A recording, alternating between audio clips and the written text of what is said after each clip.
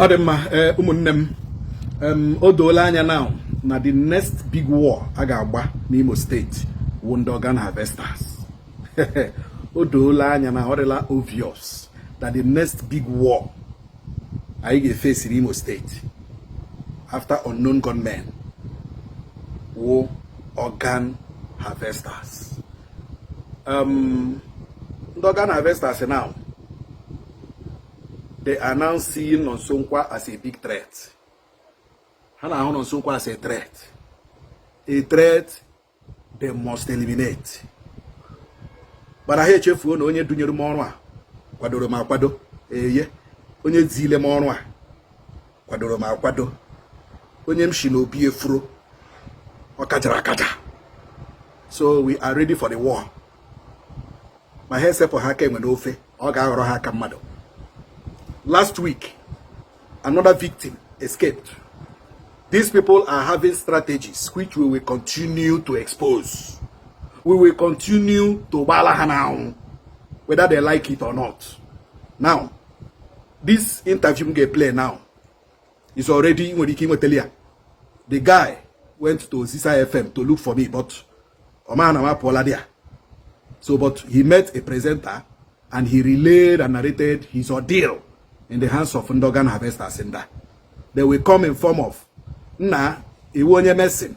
Nna, iwu onye plumber, Nna, iwu onye this, iwu onye that. Ngwa bịa enwere ebe m ga-eji gị ọrụ, bịa ka mkpọrọ gị jee ebe m ga-eji gị ọrụ, gị chee na ọnwa ọrụ ka eji isi gị. Ịma na eji ịghọshi gị kidney na liver na mkpụrụ obi. Now, I would not like to waste time. Can I play a good deal? Whereby you play there, then we continue from where we stopped. Okay, I'm Joshua. So, here budoro na Friday, mbengawara tano kanga rora madu ihe na town. So, anam na moto. Akwụkwọ m ihe na ntị nwoke nọ m n'akụkụ ya na-eme call. So, call ahụ omega uche m adịghị aduto akwụ m ihe na ntị. So, ya bịa tapụ m after o mechara call. Tapụ m n'arụ. Mgbe ọ tapụrụ m n'arụ, akwụghị m respond ya. Ya tapụkwa m ọzọ ma atọ ọnụ. Ya sị m na ana m alụ maka nsị n'ọhịa m na-arụ. Ya sị m oke na ụda na nnọ na enye m ọrụ na nga arụfuli. Nsị ya ọhịa m na-arụ. Ya sị m oke na oge ole ka m ga-eji arụrụ ya ọrụ. Nsị ya o dipendiziri ọgịrị ọrụ ị chọrọ ka arụ ara gị. So ya sị m oke ihe mere na ọ ga-enye m nọmba ya ka mele ya kwuo na phone. So ma nara ya nọmba ya. Mgbe m nara ya nọmba ya iruo na Saturday ya akpọ m sị m ele mgbe m ga-enwe chance ka m bịa ka ị ga meshọ ọrụ ahụ o kwuru okwu ya. So ma gwa ese mgbe m na-eji enwe chance na Sunday ma ngacha chọọchị. Ya sị m oke na ngacha chọọchị na mpụta na flyover akwa akụma. So mgbe m pụtara na flyover akwa akụma na anọdịdị ya nọkwara m 15 minutes ebe m chegara. Mgbe m chechara nwoke ma ya hụkwara ya akpọ m na phone na o wee Highlander nọ n'ihu na ọ moto bụ na mbịa na moto ahụ na aka eburu m gawa ebe m ga-emesha ọrụ. So mgbe m ruru di ya nwaanyị na-ada ma ahụ na ọya wa ma ekelecha ya sị m banye ma abanye jụọ m na nchukwu teepu mmasị eji m teepu m ji emesha ọrụ. So ya sị draiva ya gawa, draiva agawa. Mgbe e ruwere ka apụta ụzọ esi abịawa ụzọ Ọnịcha road, ya sị draiva ya kwụsị ya ka eburu onye mesin man ga-eme plastering ebe ahụ. So a nọ ebe ahụ na-eche nwoke, echekwara like 5 minutes. Mgbe a nọ na-eche nwoke a ya akpọọ dị mmanụ na fon bawara ya mba si ya kwa ọrụ abịala na akpọọla gị na aka ị bịa n'ọrụ igbuwela obi ọnwụ mgbe ọrụ na-aga aga na gị esi na na-akpọ gị ọrụ. So a nọkwa nwoke ma ewere ma ọsọ ma nke na-ebịa bata n'ime moto si ọga biko ewele iwe. So ya watọ na sị m biko na mmụọ ewekwala iwe na ọwụ onye ga-aplasta ọrụ ndị a ga-arụ ebe ahụ. Ya nọkwara ya sị onye draiva ya gawa. Mgbe draiva gawara onye mesin na-emepe akpa ya bikọs ọ nọ m n'akụkụ anyị nọ mele ya abụọ nọ n'azụ. Ọ na-emepe akpa ya ma a na-asị ihe a nwoke ma na-emepe bụ n'ụkwana gịnị. Ihe ọzọ ọ nụrụ ya wepụta handkerchief red. Handkerchief red ahụ ọ wepụtara uche m adị ya dutu apịga m fonu. Ya nọkwara n'ime m zam e wura handkerchief an kpuchigide m n'imi kpachigide m ọ gbachiri handkerchief a n'imi na etiga aka na adọdọ ya wụ na ha lọkọla central lock moto so mana struggle no ka ha pick that thing na but the pressure the too much so me crew that thing isi agba am 100 amaghọtazi m ihe mmega amazi na ebe nna nọzi m na-ele anya ya dị ka eliga m anya m nazi na-emechi ma a na-afọs kwana anya m ka hapụ imechi anya m ihe ọzọ nwụrụ m ụra ya buru m tetezi mgbe m mepere anya ha kpọwa m oboy wake up so mana struggle m kwana ka hapụ ikwu that thing na but the pressure the too much so me crew that thing isi agba am 100 amaghọtazi m ihe mmega amazi na ebe nna nọzi m na-ele anya ya dị ka eliga m anya m nazi na-emechi ma a na-afọs kwana anya m ka hapụ imechi anya m ihe ọzọ nwụrụ m ụra ya buru m tetezi mgbe m mepere anya ha kpọwa m oboy wake up mgbe m mepeziri anya m ya hụrụ na n'ime ọha ka anyị nọzi ma ndị mbịa dị ahụzikwe ma moto wee ihe hụzi fesi azị mmadụ abụọ hụrụ ama m ndị ha wụ yọtara so ha bịa sị m na mmepe foonu m ha jụ imepe foonu m ha akọwa m ihe sị m na ka m mepee foonu m ha sị na m na-emepe foonu m ele ihe mere na ele ebe nọ ha sị m na nka na-ekwu okwu nke ọzọ emepụta egwu sị m na ihe emepe foonu m ya ewere foonu m gawa na ihe ndị nọ na foonu m mepee ope m sị m na ntị ga ope pin m ma ajụ ewere isi egbe sụọ m sị m na mmepe ope pin m emepe ope pin m ya ga-ama m akaụntụ ndị otu ihe ndị otu chere ati sị m na nga ntị ga pin m ji eme transfa ya pụọ na ope m baa na money point m mepe money point m na ka m mepee ya ntị ga pin money point m nsị ya na-eti pin money point m n'ihi mgbe what did I do ya sị m oke na mụ ọzọ ka m na-emere ya mepụta mma oge ji mma na pieces ya m ụkwụ na-emepe money point m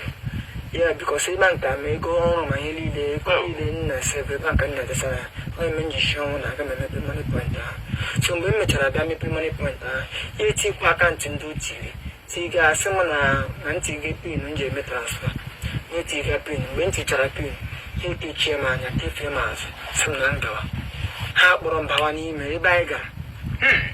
gara n'ụkwụ n'ime ọhịa ụjọ na-atụ nsọ ebe nke anyị na-aga ngakwa apụta so mgbe anyị garuru ebe ha sị m na nnọdụ ọdụ anọghịkwa m ọdụ anọrọ m ọdụ ahụ for more than 6 hours onwe ya tụpụrụ m ọnụ mana ebe ahụ nnọ na-anụ olu ụmụ nwaanyị naanị olu ụmụ nwaanyị ndị na-ebe akwa na-anụ olu ụmụ nwaanyị so anọgidere m ebe ahụ ya sị m na mbilie mgbe m biliri ọtọ ya sị m na ha ekepe m anya kepe m aka na arịba na pit owe pit ha gwuru ha mechara the pit plasta mmadụ abụọ nọ n'ime ya ọredi ha sị m wite lada ha tiri na nrikpo na pin ha so ma rikpo n'ọdị ọ dị ebe ahụ ebe a nke a rikporo anọrọ m ebe ahụ throughout sọnde ahụ were tụpụrụ anyị ọnụ mọnde ya n'ụtụtụ ya ihe dịka ebe 12 or 11 ha bịa tụkpute mmiri a were na kan mgbe a tụkputere ya dọdamanụ nọ na-eri mụ akwanụ ahụ agwụla m ebe ahụ nọ so ma na ha bred ahụ taa ha tụpụkwara ya ọnụ na mgbede ya ha bịa tụbatara ya mmiri akpụ ha etiri ha ekechiri na lailọn akpụ mmiri ekechiri na lailọn tụbata ya ebe ahụ the same thing ka ha mekwara na Tuesday then ya ruo na Wednesday ya ha kpọpụta me na wanga ya ya atọ kpọpụtacha ya atọ akpọpụtacha ọma me na wanga nke nọ dị ya gaa one side the guy ya ọlaiti Igbo ya sị nka ịṅụ Igbo nsị anụ ma aṅụ Igbo inye the guy asọ na aṅụ were ma sịga ndị ọlaiti chara mgbe ahụ ka ọ fọsụwara sị ma ṅụọ ya na ọ ga-egbuwa m isi ma ṅụọ sịga nyaghachi ya nye the other guy chịwa ya ọchị sị anyị ga-achị ebe ahụ ndị ọzọ n'ọnọdụ anyị agachi ebe ahụ ndị ọzọ n'ọnọdụ iwere anyị niile kwatighachi n'ime pit ahụ before you know it akpọrọkwa mmadụ abụọ ọzọ ebe ahụ kụwa ha ihe akụrụ ndị ezigbo nso oke unu baga anya ọgụ kụwa ha ihe so mgbe a nọ na-akụ anyị ahụ nwa na-anụ ma olu ụmụ nwaanyị kemgbe niile m nọrọ ebe anọrọ m ebe a Mọnde nọ Tuzdee anọrọ m ebe ahụ Wenezdee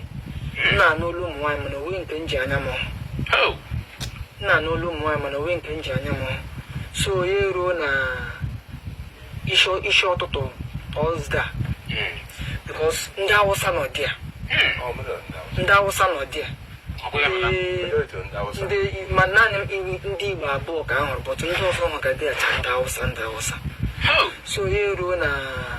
this early morning ofu onye n'ime ha bịa na pit ahụ gbaa ọkụ nke onye Igbo anyị gbaa ọkụ na pit ahụ flash anya niile anya n'ọkụ ahụ mepe anya ya eme iwuta sị m na mbịa m rigote na alada ahụ rigote ya sị m na nnọdụ ebe a Thursday Friday na ndị na-ego mmadụ ndị họtel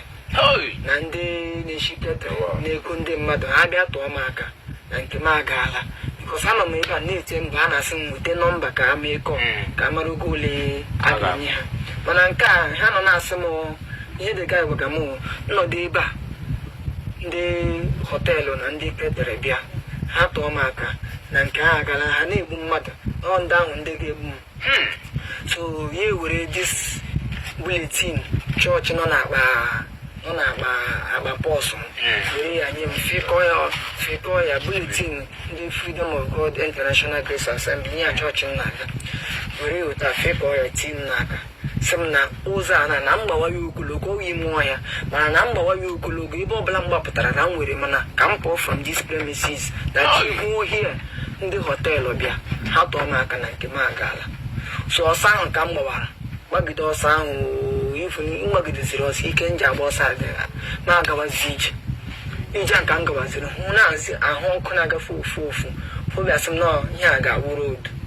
so tata m chiri gagide ma pụtazie na express m na-efetu ndị moto bikos ụtọ ndị adị m ka onye ara m na-efetu ndị moto a na-atụpụrụ m ọnụ ha na-anya na azọchidi brek spid ha ike tumabịa hụ onye tipa nwoke tipa ahụ mgbe ọ hụrụ ya onye na-efere ha aka ya ewere waya slow down sị na ebe a na-akwụshi ebe a na mmagote na ebe ihe a na mmagote ka ha chigodi this side pụọ so ụta ka m si magote abịaruzi ebe ha ruru ha akwụsị si mbata n'ime moto ma akọwakwara ha oteme ha ije shiga ha eburuzie mbupute m n'irete ebe a ka ha buputetizi ma chọwazie ndị m ga-anara fon kpọzie pastọ chọọchị m bụzi onye kpọwaziri nwanne m nwoke o ji bịazie ebe a pik ya m masị ha biko ka ha kpọrọ m bịa ebe a so that ka m gwakwa ndị ọzọ ndị na-achọ ọrụ bikos ndị ebubatara ebe ahụ mmadụ abụọ ebubatara ebe ahụ na-agwa ya na ahụ ndị taịla mmadụ abụọ nke ọzọ nọkwa n'ebe ahụ ofu onye si ọwụ onye mesin ofu onye si ọwụ onye pop plus mụwa onye alụmakụ so ọ ndị ọrụ onye ọbụla asị gị na ị ga-arụ ọrụ gị ha kpọrọ gị bịa ha esizie gị ihe otomi na ije shiga ọ dị mma nwunye m unu anụla ya n'ọnụ nwanne anyị nwoke survivor ndị organ harvesters and the human flesh eaters unu anụla ya ndị hotel ndị restaurant ndị caterers ndị na-eshi nri most of anụ anyị na-eri n'ala Owerri nga awụcha anụ mmadụ especially ndị na-eri hotel ndị na-eri nri restaurant ndị na-eri nri mama put